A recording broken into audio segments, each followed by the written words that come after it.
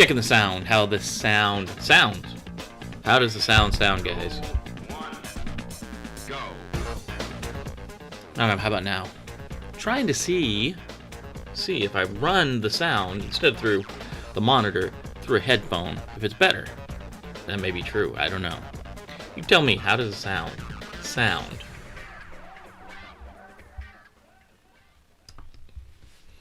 Happy Friday! Happy Friday, everyone. It's going crazy. Crazy week. You know, today is the last kind of work day of the month, unless you're working the weekends, of course. And if you are, have a safe weekend, of course. Of course, Red Friday. We wear red on Friday.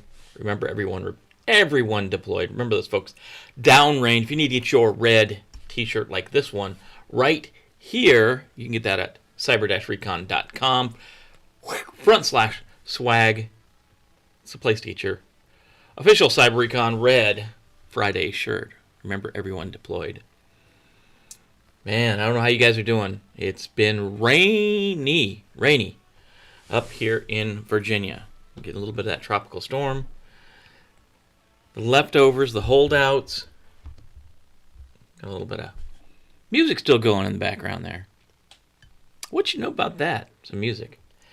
So we're rainy and kind of just gloomy. Got the tropical storm coming in. It's supposed to be nice for the kiddos tomorrow for trick-or-treat. Now, that's going to go. We just throw bags of candy at them. I don't know, 6 feet away and take your hand that's got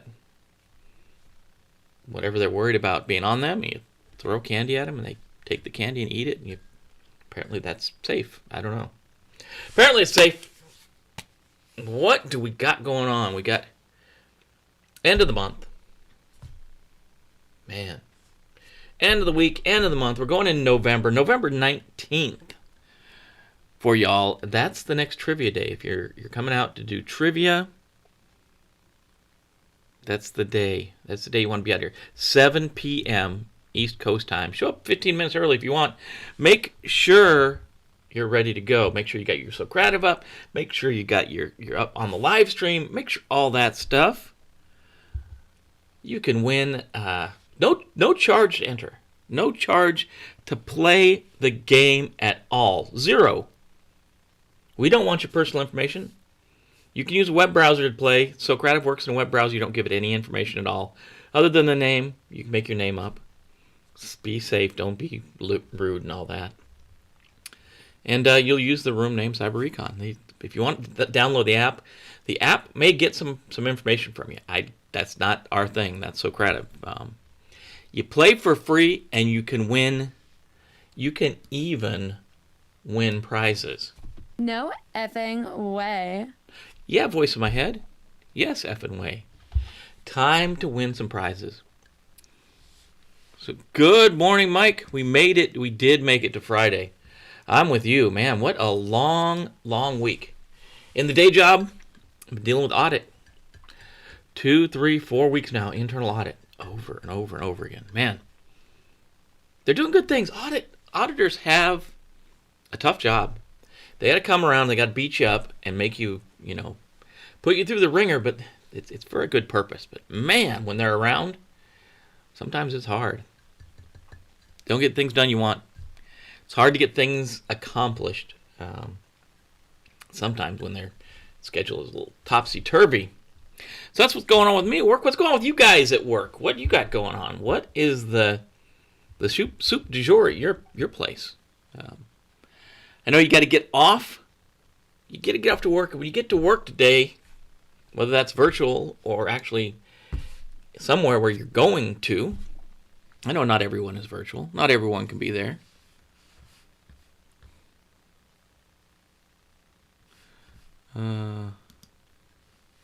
Oof. You're being audited. RMF, right? No, this is process audit. Process. They want to dig into your processes, and I guess it's good. It's really not. We're not government, so we're a private sector organization. I spend a ton of time in the government, and that's why I'm telling you guys, the RMF is not just for the government.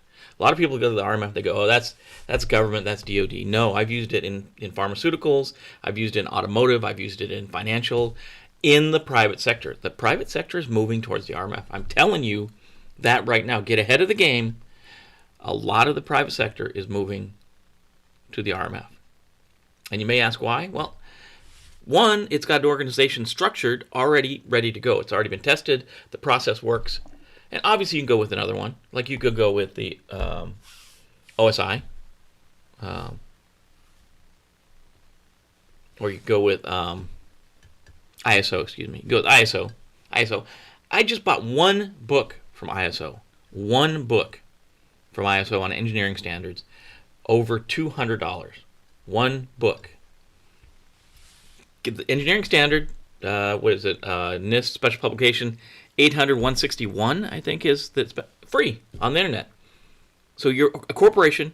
You're looking. You got to buy books on the RMF. You got to book books on the controls. You got to buy all these books from OSI at about $200 a piece per person.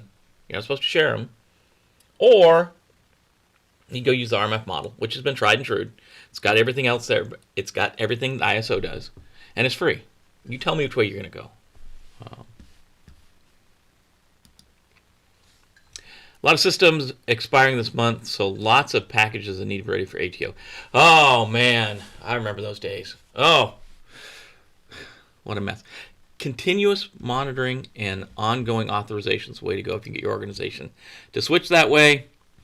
Which book? The NIST book or the ISO book? The NIST book, I think it's special publication 800-161. I think that's engineering standard. There's two volumes, volume 1 and volume 2. I'm almost positive it's 161. It's either 160 or 161. It's one of those two. Yeah, the other one is ISO like 12599 or something like that. That's over $200.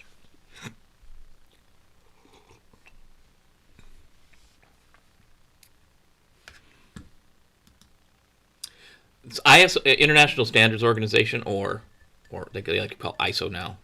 ISO is a different. You're talking about an ISO book, an ISSO book. I don't know any good ISSO books. I do know we're building out starting to build out the advanced RMF course. That's tailored for ISOs. That'll start we're starting to build it in mid next month, and it'll be ready end of December, January timeframe. 2021.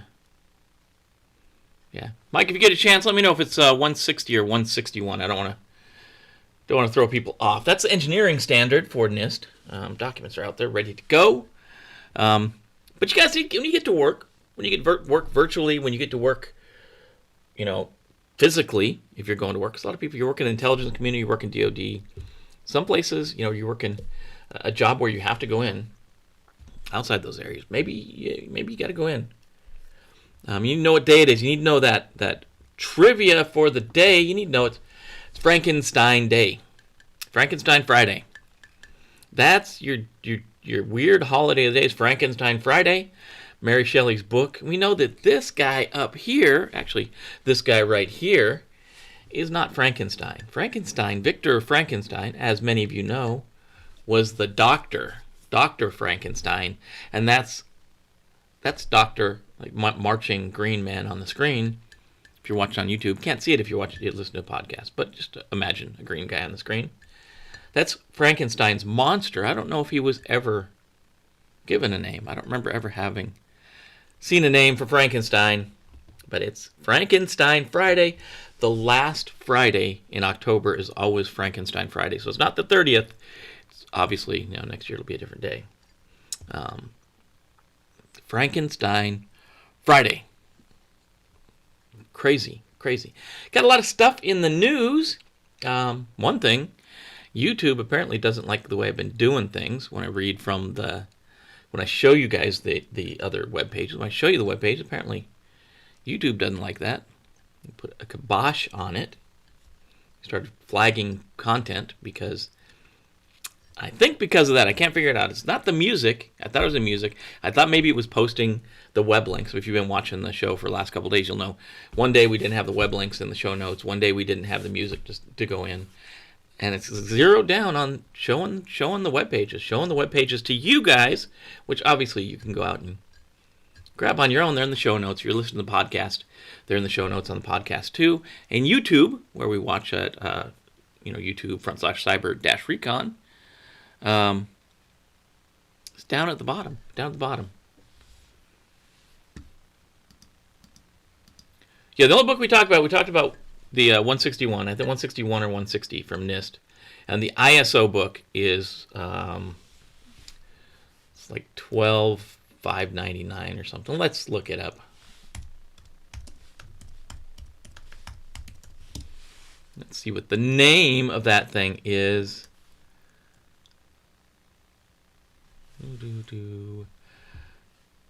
Just bought it.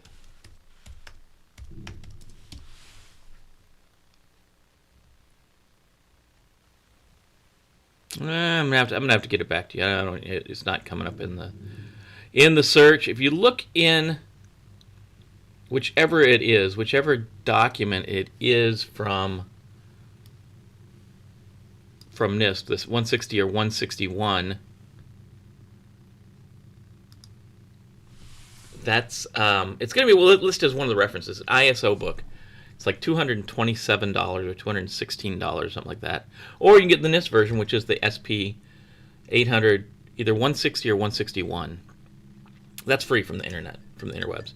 And I downloaded, both of them were downloaded, right? So the NIST one I downloaded, the ISO one I downloaded.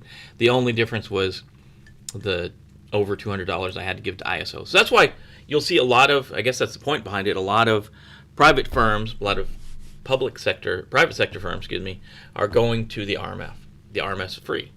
Documentation is free. It's updated all the time. There's an extensive control catalog. Control catalog's updated all the time, like you guys know. And just yesterday, NIST Special Publication 853, Bravo, the baselines and overlays document came out in final form. So Mike, hopefully that's giving you what you need. It's NIST. And it's either 160 or 161. Special Publication 800, 160 or 161. Just check those two out. One of them is going to be engineering standards. And I can't remember the ISO number. I'll have to. It did not stick in my mind. It's like one of those weird 15288 or something. It's got a weird number too. Can't, off the top of my head, remember the ISO one. I don't recommend the ISO one though. Unless you really need to do an ISO stuff. If you really need to get into ISO stuff, I wouldn't do it. So, cool, Mike. If you check that out, let me know if it's 160 or 161. I get those confused. Got it. Mike has got it. Good deal. So that's what we got going on. We won't be sharing there. Sharing the view. That's just because I don't think YouTube is liking it. Dee's here. She's late. Enjoying the Friday. That's a good thing.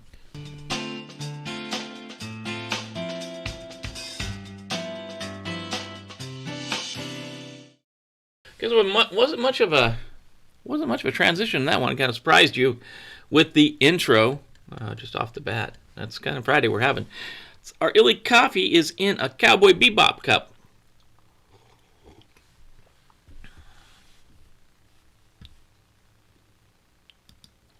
Meat and potatoes, free. Yeah, we're looking for the meat and potatoes for procedures within the RMF process. Yeah, that you're not gonna. No, that's more. That's another the 160 or 161, whichever one it is. I need to get that. That's security engineering. It really has. It's a little different than the RMF. RMF is aligned with the SDLC. Cybersecurity framework is aligned with the like the SOC, the response action, like the incident response folks, and the engineering standard is aligned with building secure systems, of course, but a little different than the RMF. The meat and potatoes of the RMF is 837 revision 2, of course. Yeah. Meat and potatoes. We got a lot of videos on the meat and potatoes. A lot of videos under the RMF playlist. We need to tune the playlist up because it starts out with our 1.0 stuff, so we need to tweak the playlist a little bit so we can get it into the right order. But our playlist down in the wherever the playlists are down below, I think you can look at the RMF playlist. Has a ton of stuff. The new stuff, the RMF 2.0, that's aligned with revision 5 of 853 and the addition of 137 alpha, we're up to the select step now. So you'll see videos all the way through prepare, the 18 steps in prepare, categorize, and now we're in select. We'll keep running.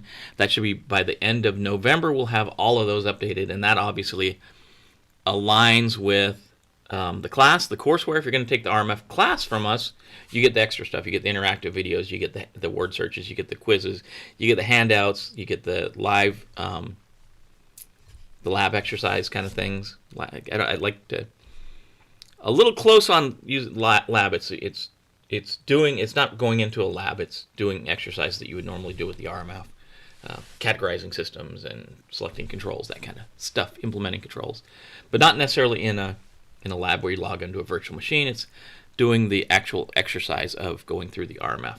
So that's where we're at. Yep, we did post 2 or 3 yesterday. I think Mako got 3 of them up after editing. That's always fun. Good morning, Eric. It's good to see you. Good to see everyone on Friday. And then Pixel Pixies is scared. I'm not sure why. Why you're scared? That don't make any sense. Mike Bravo's here. Happy Friday. I think, are you off every Friday, every other morning? Good morning, my brother. Good morning. Airborne all the way. Yeah, well, things are rolling. Things are rolling right along. So let's talk a bit about the news. We got a mixed bag today. It seemed like every day this week we've been kind of focused on an area. Yesterday was ransomware. Today we're kind of all over the place. So we're going to start out, we can't switch over to the doodad. Start out with Aetna. Aetna got in trouble. Yes, they did. They got in trouble with HIPAA. Some of the things these people do amaze me. So when you get in trouble with HIPAA, the folks you're going to talk to is the Office for Civil Rights, and they're at the U.S. Department of Health and Human Services. Those are the folks that are gonna nail you. They're gonna be the ones that fine you.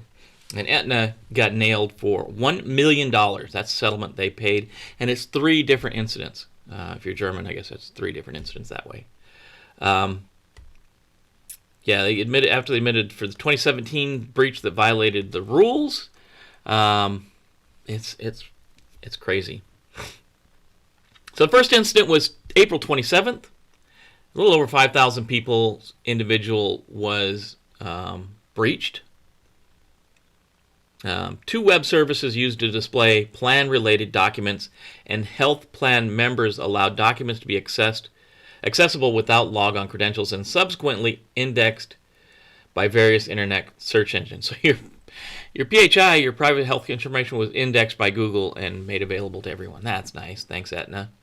Later that year, July 28th, that customers complained that benefit notices mailed using a window envelope left their personal medical details visible. So, you could shake the envelope and the personal, your privacy information, your private health information would show up in the little clear window. So they got nailed for that. That was about 1,600 more people got nailed. And then finally, September 25th, a letter sent to Aetna plan members contained the name and logo of a trial fibrillation, irregular heartbeat, research study that they were participating in on the envelope. So these guys were part of a trial of this atrial fibrillation, and they put the dang logo on the envelope. That's another 1,600 people. So 16, the second one was almost 1,200 people, and the first one was 5,000 people. And then they went on to say, OCR went on to say, Aetna failed to perform regular evaluations of security of its electronic PHI, protected health information, failed to implement procedures to verify the identity of those seeking access to electronic PHI, and did not limit PHI disclosures to the minimum necessary, and failed to implement appropriate administrative, technical, and physical safeguards to protect privacy PHI. OCR Director Roger Savino, when individuals contact when individuals contract for health insurance, they expect plans to keep their medical information safe from public exposure.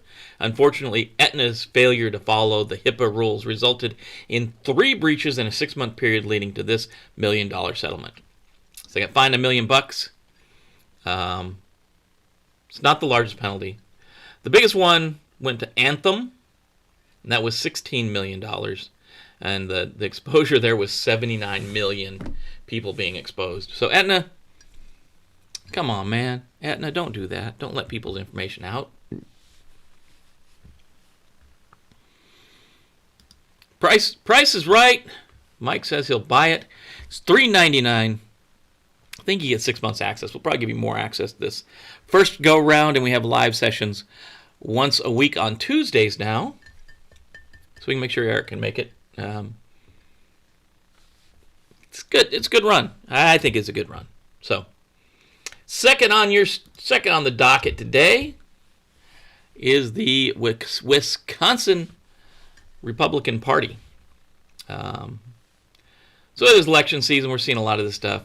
Hackers stole $2.3 million from the Wisconsin Republican Party account being used to help re-elect the President Trump. The key battleground state. The party's chairman told the Associated Press on Thursday. These guys contacted the FBI on Friday the 22nd after they noticed some suspicious activity. HIT said the FBI is investigating. FBI spokesman Leonard Peace did not immediately return a message seeking comment.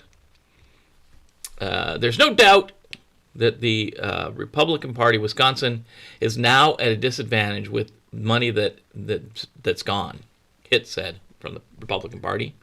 The party campaign needs money late in the race to make decisions quickly, he said. So here's what happened. HIT said hackers were able to manipulate invoices from 4 vendors who were being paid to send out direct mail for Trump's re-election efforts and to provide pro-Trump material such as hats that could be handed out to supporters. Invoices were altered, so when the party paid them, the money went to the hackers instead of the vendors, and it was all tied to a phishing. They say a phishing attempt in the story.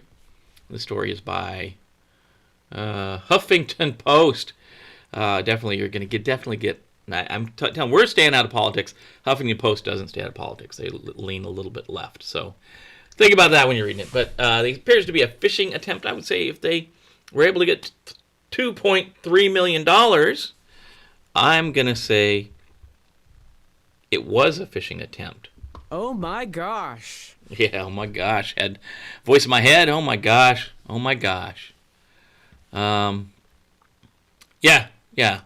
It's happened on both stories. I don't know why we're seeing a lot more stories on Trump. We had 2 stories on Trump this week. It's just what's showing up in the press. I'm not making this stuff up, guys. I'm just reporting on it, what I see in the morning, and it's been, unfortunately, the Republicans and the Trump side so far. And our last story in the docket today is a pretty good one. I would say go out and check. If you're going to check one of them out, check this one out.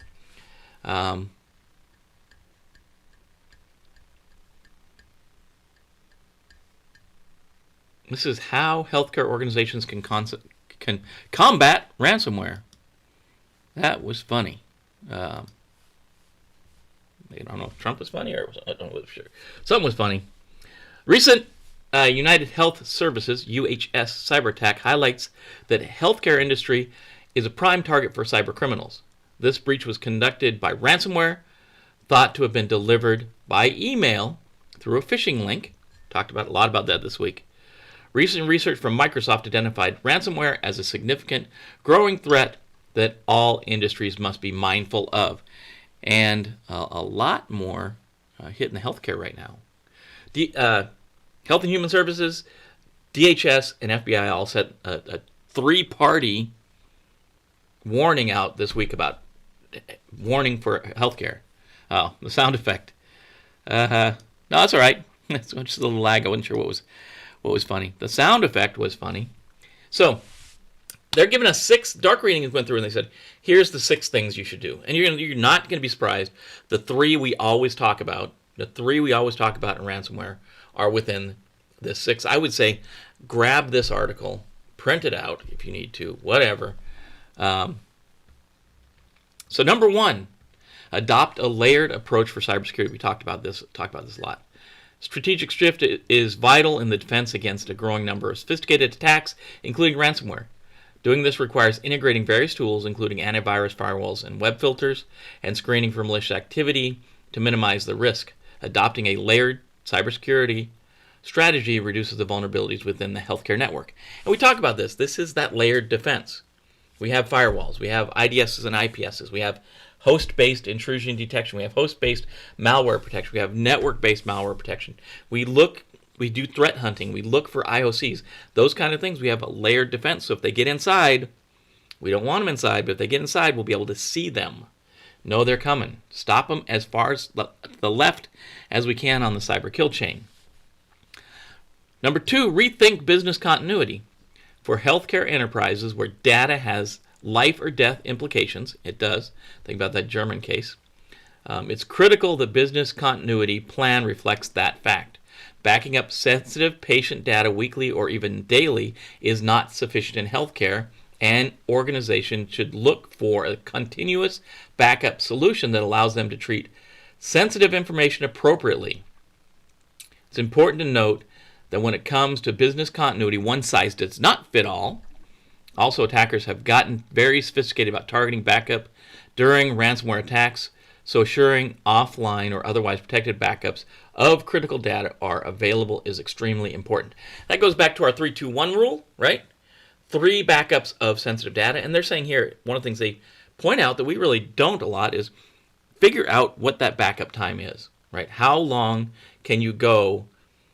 How long can you afford to lose data, right? If you're attacked today and you haven't backed up since yesterday, are you okay with losing that much data? So you need to think about how often you need to do those backups. They're saying sometimes that's got to be continuous. So that's like a hot backup. So we talk about 3. You know, 3 backups of important information, right? You put it on 2 different types of media, and one of them is offline. And that's what we're saying here. Because we know that the ransomware actors, when they get onto your network, they don't immediately act. They start doing recon. They look around.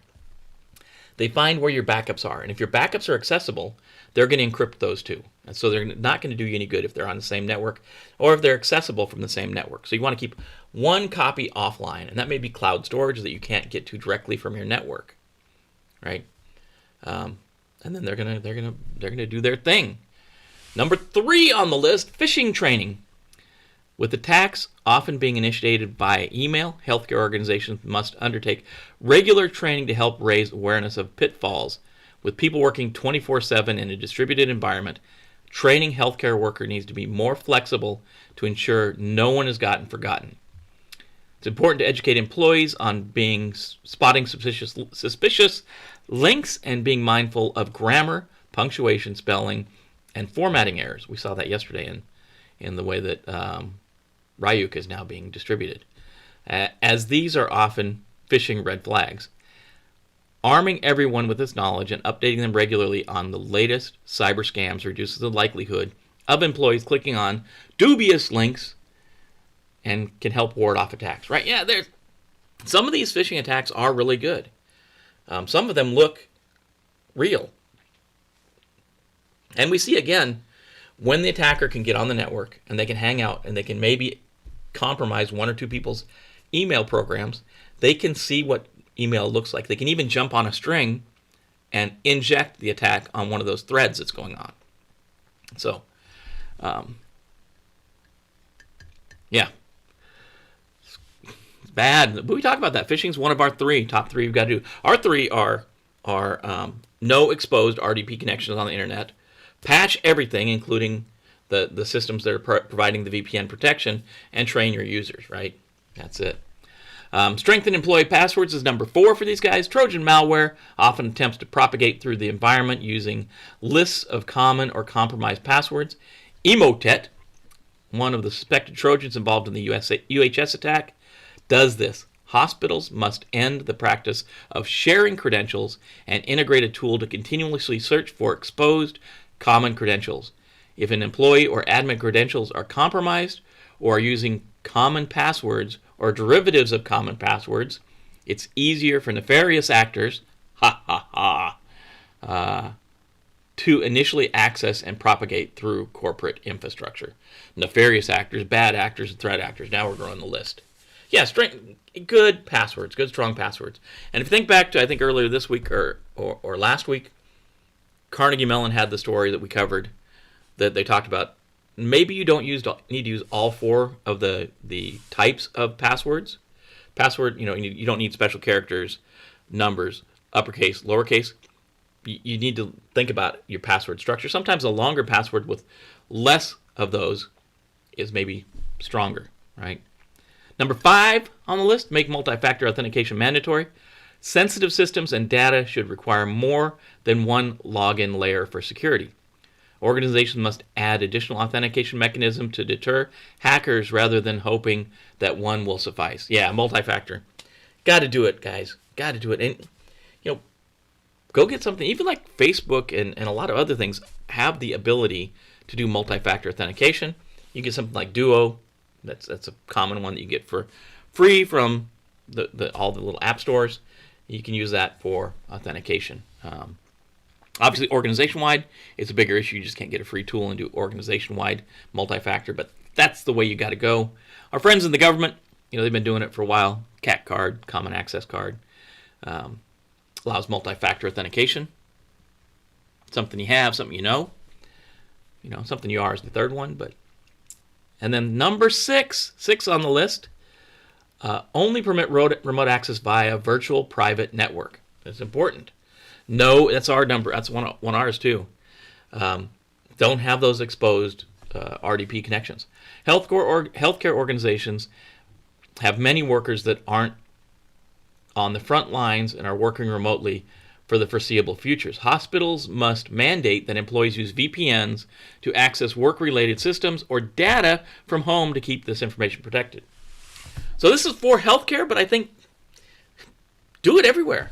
There's no reason that this stuff can't be done everywhere. Baf Chapo, good morning. Morning, sir. How are things going? There's no reason that, this is obviously, they're targeting healthcare when they're talking about this, but that's because there's a current threat on the healthcare, that sector. These 6 things they approach, they talk about, these 6 things are right on the money. I maybe even remove them down to 5, right? Strengthen employee passwords and multi-factor authentication. Those can kind of go together. Multi-factor and strong passwords. Really, business continuity. It ties to what we talk about. It ties to our 3 and 3. They've got 6, so kind of the same thing. A lot of things that they talk about here are what we talk about. But that's the dark reading story. That's the one I think you should grab and hold on to. And the story for you guys later, if you want to read one on your own, if you got some time to kill, you want to check it out. It's the other link. The final link is ransomware can interfere with elections and fuel disinformation. Basic cybersecurity precautions are key to minimizing damage. It's kind of a little bit of a longer story by The Conversation. Their tagline is academic rigor, journalistic flair.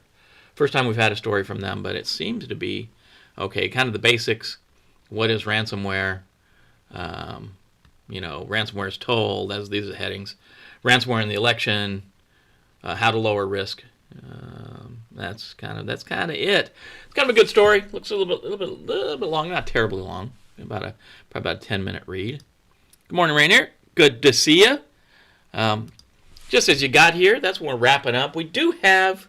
I'm going to come back. I'm going to cover that. Just remember, it is Frankenstein Friday. Think about poor Frankenstein. Frankenstein's monster. Story was all centered around fear of technology, fear of just new stuff. Really, I guess is the theme behind the story. I do like let me go where. Oh, there it is. Like most things that came out when they come out. Poor initial sales, unfavorable reviews. This is what Frankenstein, Mary Shelley's Frankenstein, the book, got. The quarterly review, for instance, declared that the story will not even amuse its readers unless their tastes have been deplorably vitiated. Yeah. See what they know. What they know. Frankenstein's been books, movies, plays. My favorite, of course, is Young Frankenstein, written by Gene Wilder. Enjoy your Frankenstein Friday. Enjoy Friday. Hope you have good things planned this weekend. It is the last weekend of the month. It's the full moon. It's the set your clocks back. Get you an extra hour this weekend. Yes, we're going into the next month. We're closing in on the end of the year. You guys are doing great. Take care of your friends, your family, your coworkers. Take care of each other. We are building a community. This is a community. Mike Bravo's out there. He's going to tell you probably in a second here to go get some. I'm going to say take care of each other. Be good. We will be back Monday morning, 7:30, right here. Same bat time, same bat channel. Ready to go. Mike, if you want to check out the course, go out to cyber-recon.com. You'll see the course right now is the only one. We've stripped all the other courses off the site. The only one out there right now is the RMF course. You can check it out. You can read more about it. It's out there. I'll probably even throw a link into the show notes later. But that's it. That's our Friday show. We're ready to go for the weekend. Hope you guys have a good day at work today. Some of you, I think, may be off. Maybe it's your Friday off, so that's a good thing. And we'll see you on Monday. So thanks for being here. Thanks for sharing it with me. If you can, share it with your friends. Like, comment, subscribe, hit the bell. Give us a thumbs up. Excuse me, I had to sneeze. Ugh. It was coming. I had to look up at the light, and that did me in. Like, comment, subscribe, hit the bell to be notified. Give us a thumbs up for the video. That'll help us, and hopefully we won't get the warning from the YouTubes today. But join us Monday at 7:30. We'll be back here live talking about the cyber news of the day and how it impacts you.